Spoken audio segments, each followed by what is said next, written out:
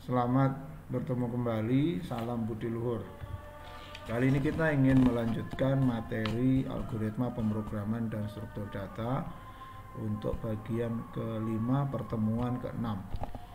Judulnya adalah percabangan lanjutan. Seperti pada materi berikutnya kita telah membahas percabangan sederhana, yaitu percabangan yang menggunakan if atau single ya. Nah, dimana pada pertemuan sebelumnya kita baru membahas if tanpa nested. Kemudian hari ini kita akan lanjutkan ke nested if atau if bersarang. Disebut juga percabangan bersarang. Cirinya adalah membentuk lebih dari dua grup kelompok baris perintah. Kondisi-kondisinya lebih dari satu. Dibentuk dari kombinasi ya, bisa if then atau if then else. Kemudian misalnya seperti ini. Misalnya ada percabangan pertama dengan kondisi pertama, di mana ini merupakan bentuk if then else karena false-nya juga mengandung statement yaitu S2 itu, di mana pada bagian true ya, pada bagian true statement di if yang pertama itu dimasukkan sebuah if lagi, sehingga if yang kedua itu adalah if bagian dari true condition if pertama yang tipikalnya hanya merupakan if then ya, if then tanpa else, sehingga di sini hanya akan menghasilkan dua statement, yaitu statement 1 berasal dari true ya, true condition if pertama dan true condition if kedua. Nah, di mana false condition if pertama menghasilkan statement 2. Kemudian yang kedua adalah contoh lagi seperti ini. Ini merupakan percabangan yang terdiri dari dua if, di mana dua-duanya menggunakan else ya. Baik if dengan kondisi pertama yang ada di luar juga dua-duanya baik true condition maupun false conditionnya berisi statement, dan di dalam true condition if pertamanya terisi if yang kedua, di mana if keduanya juga merupakan if then else atau if yang memanfaatkan baik true maupun false conditionnya, sehingga menghasilkan tiga statement ya, statement 1, statement 2, statement 3. Nah, kemudian contoh berikutnya seperti ini.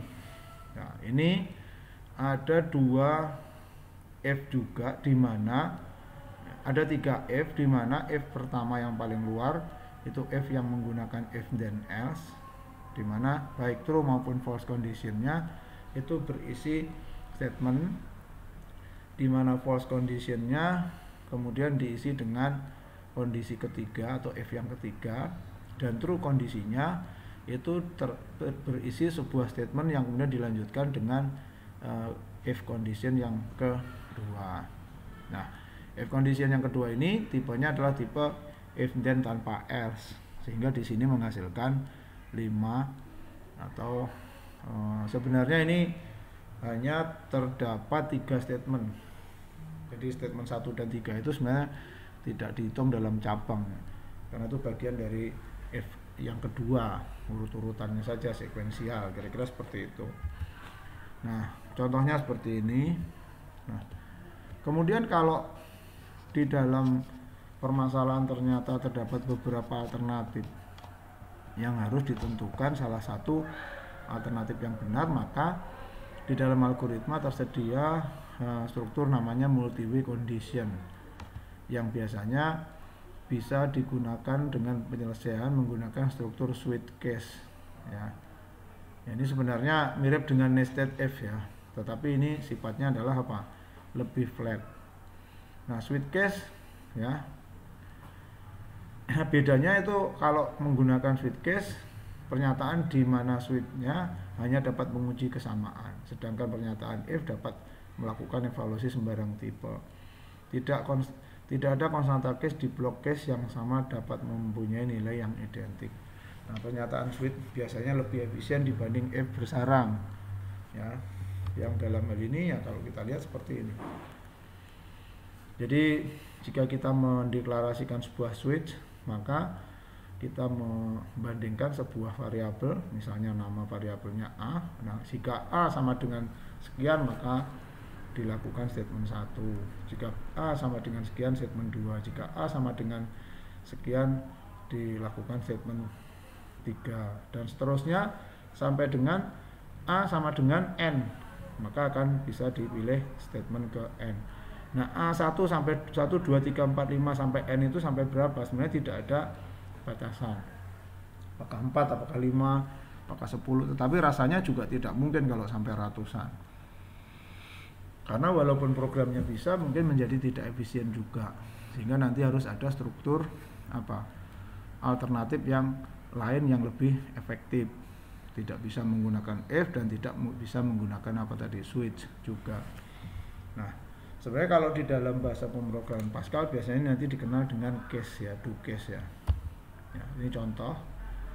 Karena hari itu ada 7, maka jika dipilih 1, maka bisa disimpulkan hari ke-1 itu Senin, hari kedua Selasa, dan seterusnya sehingga hari ke-7 adalah Minggu. Jika di entry angka selain 1, 2, 3, 4, 5, 6, 7, maka bisa dikatakan bahwa kode hari yang diinput salah, kira-kira seperti itu. Nah, contoh lain misalnya bulan yang terdiri dari 12 bulan. Nah, demikian tentang percabangan lanjutan yang tadi kita bahas sekilas tentang if bersarang dan case ya. Semoga bermanfaat dan nanti kita akan lanjutkan ke pertemuan ke-7 bahan ke-6. Terima kasih. Salam Budi Luhur.